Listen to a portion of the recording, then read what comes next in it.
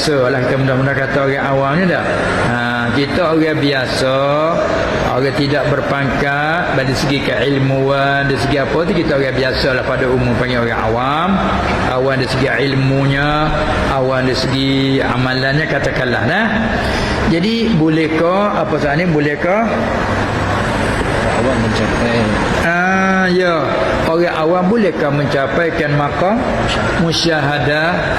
Ya, ini suatu perkara bila kita kembali pada akidah, wa huwa ala kulli syai'in qadir. Wa huwa ala kulli syai'in qadir. Dalam zikir pun selalu dah sebut kan, dan ia Allah yang amat kuasa atas semua perkara, yakni perkara mungkin. Jadi mencapaikan pangkat ketinggian dari segi makam lub hati dipanggil makam dalam istilah petasawuf. Jadi apa yang khawatir di kita belum tetap sekali itu kini panggil hal warid, dia panggil begitu. Apabila tetap dia panggil makam. Jadi maksudnya kelakuan hati kita orang awam dari segi amalan pun biasa. Nah, dari segi ilmu kita pun masalah kata tak banyak tak tahu pada tahu, katakan begitu. Bolehkah nak mencapaikan makam musyahadah? Iya. Waktu pemberian kurniaan dari Allah kepada siapa dia nak bagi kan. Tu dia apa dia, innamal ilmu apa dia, wa ma utitum minal ilmi illa qalilan. Dan tidak diberikan kamu daripada ilmu melainkan sedikit-sedikit. Jangan ingat kata orang ni yang lebih tak sampai di sini, tidak. Kita tengok contoh seperti Tuhan cerita di dalam surah Al-Kahfi antara Nabi Allah Musa, Nabi Musa alaihi salatu wassalam, Nabi lagi Rasul. Tengok tinggi mutaba'ah. Lagi pula di kalangan Rasul setahu kita 313 atas setengah riwayat orang jadi Rasul. Maka Musa pula masuk dalam pangkat yang 3 kan, nombor yang 3 daripada ulul azmi. Nabi kita Muhammad sallallahu alaihi wasallam, kemudian berikut pada tu Nabi Allah Ibrahim, berikut pada tu Nabi Allah Musa. Tengok dia tu Nabi tinggi pada wali, lagi Rasul tinggi pada Nabi saja. Nabi lagi Rasul, Pak Nabi lagi Rasul tu lah dah. Dan dah sebutan nama 25 dalam Quran tu, dia daripada ulul azmi yang ketiga. Tengok tinggi pangkat dia. Tapi terkadang musyahadah kasyaf Allah Ta'ala bagi, tak bagi ke dia, yang bagi pada seorang hamba. Nuh cerita, wa iz qala Musa li fatahu la abrahu hatta ablugha majma'al bahrain aw amdiya huquba. Kan, maka dia sengaja bawa bekal untuk nak mencari ilmu. Bila lagi bertemu dengan fawajada 'abdan min ibadina, dengan rekah kita dia berjalan-jalan bertemu dengan seorang hamba daripada hamba-hamba kami. Atainahu rahmatan min indina, ya kami telah beri kepada seorang hamba kami itu rahmat dari sisi kami. Wa 'allamnahu min ladunna ilma, dan kami ajar ke seorang hamba ni dari sisi kami tu. Ya, bila Musa bertemu, Musa minta nak belajar. Walah Musa ni seolah-olah boleh tanya Tuhan terus. Tapi Tuhan tak bagi ke dia, dia nak belajar dengan seorang hamba ini. Tawaduk pula dia tu. Sanggup dia tu berjalan cari seorang hamba yang nak belajar. Bila bertemu Pak, dia tanya, bolehkah aku nak berjalan bersama-sama kamu atas syarat mu ajarkan aku apa yang diberitahu oleh Allah kanmu? Maka balik kepada kata, innaka lan tastati'a ma'iya sabra, mu tak kuasa nak sabar, dia kata. Wa kaifa tasbiru ala ma lam tuhid bihi khubra, bagaimana mu nak sabar bagi kamu tak tahu. Ni kawan dia kata, walah dia Nabi Rasul. Maka balik Musa berjawab, tak apalah, satajiduni insya-Allah, selagi mu dapati aku insya-Allah taala sabir, aku sabar. Wala a'ti laka amra, aku tak deraka tidak mana aku tak langkah lah, tak apalah aku sabar. Tak apa, berjalan lah. Bila berjalan fantalaqa hatta idza Apa dia? Hatta fantalaqa hatta idza raqiba fis safinati. Nah, berjalan bertemu kapal nak jemera, panggil naik gua tu. Bila naik kapal, Musa sifat mencarikan. Hatta idza raqiba fis safinati kharaqaha. Nah, seorang hamba tadi atas riwayat kata Khidir, maka dia membuangkan papan perahu kapal kan. Maka Musa pun nak diam tak boleh lah, muka menyalahi syariat kan. Maka Musa kata qala akharaqtaha lituriqa ahlaha. Adakah patut aku duduk mencarikan perahu orang ini supaya mentenggelam ke tuannya? Laqad ji'ta syai'an imra'a. Mungkin jawab perkara ni perkara salah ni. Balik kawan ni katakan alam aqul innaka lan tastati'a ma'iya sabra. Tidakkah pernah aku kata kamu tak boleh nak sabar? Dia kata maaf la qala la tu'akhidni bima nasitu. Maaflah, jangan aku ambil salah, aku terlupa. Ya tengok tu Musa Nabi lagi Rasul, boleh tanya terus daripada Allah Ta'ala kan. Tapi dia Tuhan tak bagi nyuat sabar aja. Satu. Maka pula kita dapati bahawa kita kata insya-Allah tak mesti boleh tunai. Kemudian lagi hebat bila berjalan lagi fantalaqa hatta iza laqiya ulaman. Keluar pada kapal berjalan, bertemu budak kanak-kanak duk main. Kemudian faqatalahu, maka si hamba Khidir tu bunuh si kanak-kanak itu. Setengah riwayat kata dia cabut kepala, pegang kepala. Kata setengah potong leher. Ala kuliah bunuh. Maka budak apa salah?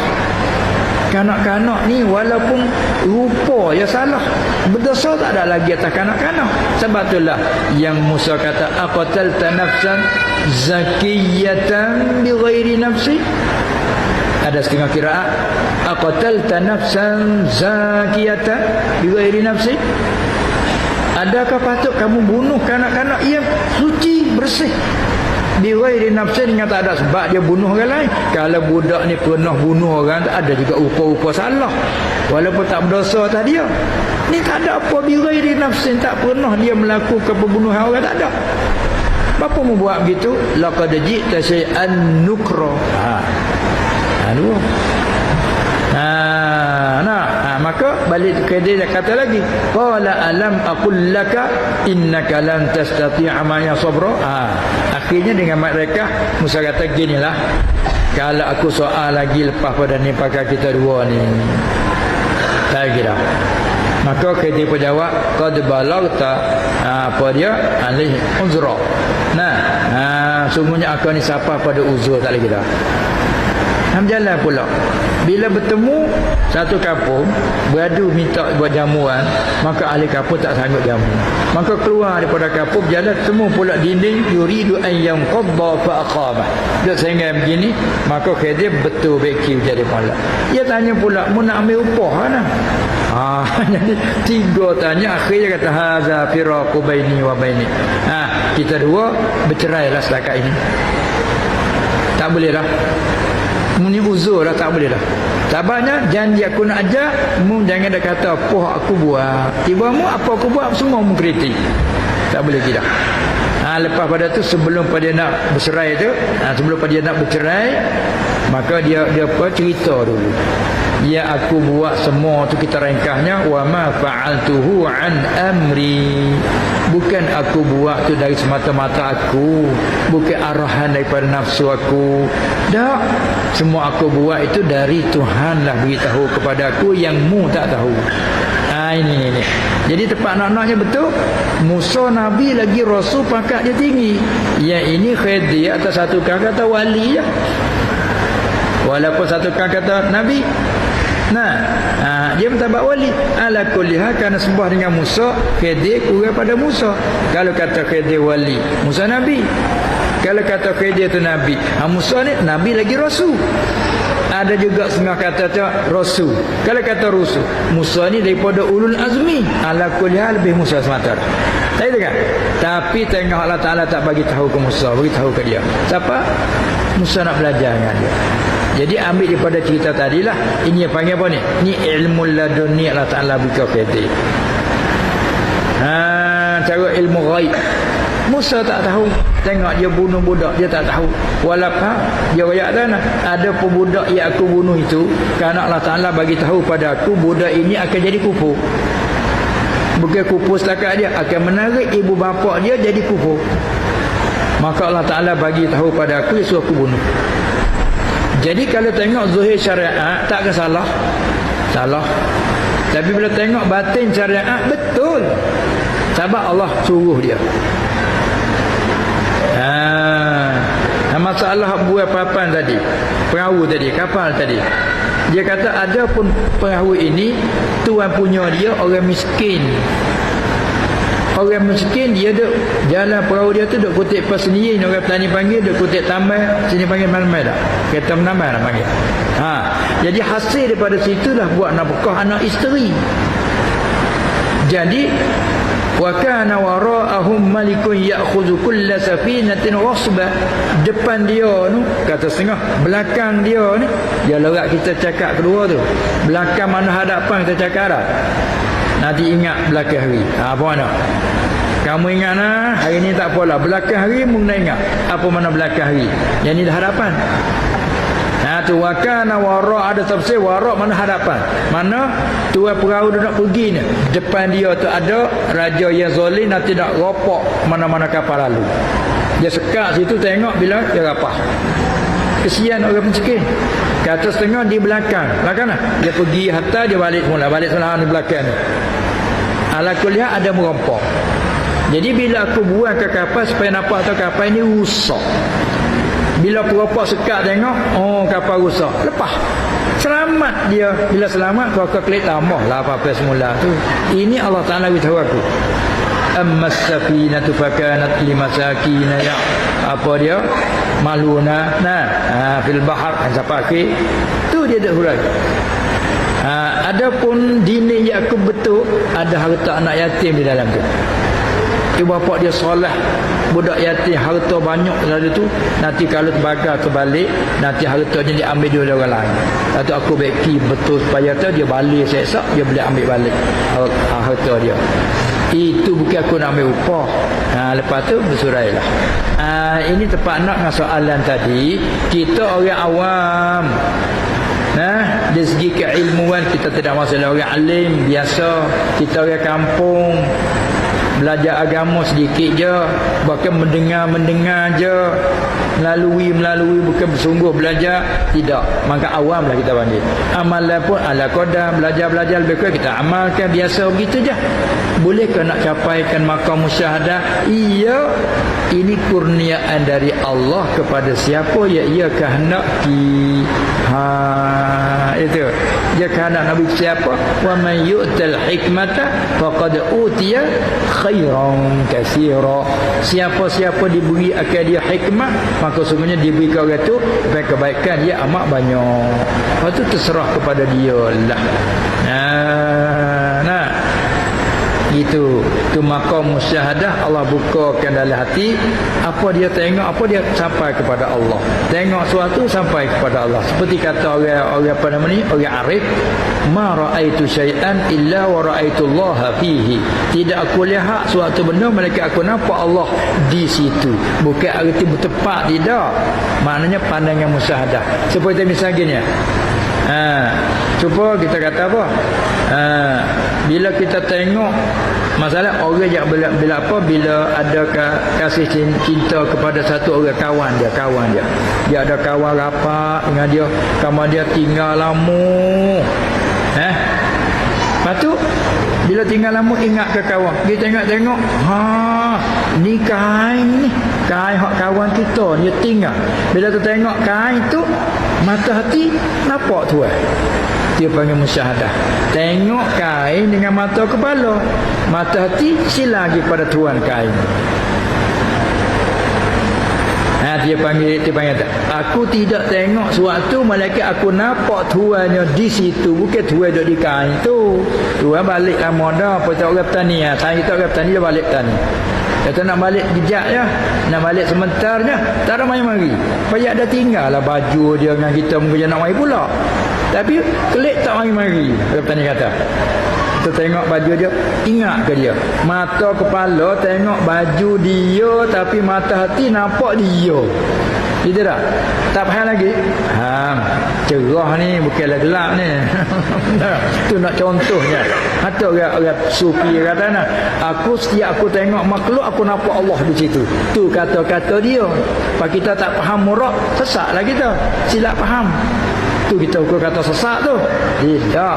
Bandingnya macam sana. Sayang kita balik lama Allah ingatnya ke si Khalid tu. Sayang rapik kata nak balik sekejap je. Tak nak mari-mari. Kita tengok baju dia kan. Mata kepala tengok baju dia. Mata hati nampak dia. Itu kata tidak aku tengok suatu malaikat nampak tuan di situ. Bukan nampak mata kepala tengok baju dia ya. Tengok baju dia. Supaya tu juga kalau orang yang mati kekasih kan, isteri mati, baru menikah seminggu mati, Allah tengok baju dia. Allah, siapa tak boleh kahwin lain. Tu dia dah. Ada mana mata hati musyahadahkan dia semua. Siapa orang lain mari minta maaf tak boleh. Sebab tu setengah pada hikmat kalau perempuan kematian suami kena edah 4 bulan 10 hari tu. Yang panggil edah kerana apa? Kerana belum duduk lagi, kadang menikah gantung saja ya. Tak ada duduk pun lagi, mati suami. Adakah kena ada edah pasal tak ada duduk lagi? Ya, wajib beredah. Edah 4 bulan 10 hari kalau perempuan merdeka, 2 bulan 5 hari kalau perempuan sahaya. Kenapa? Sedangkan rohing dah suci. Katakan menikah gantung, suami duduk di Mesir, tak ada duduk lagi.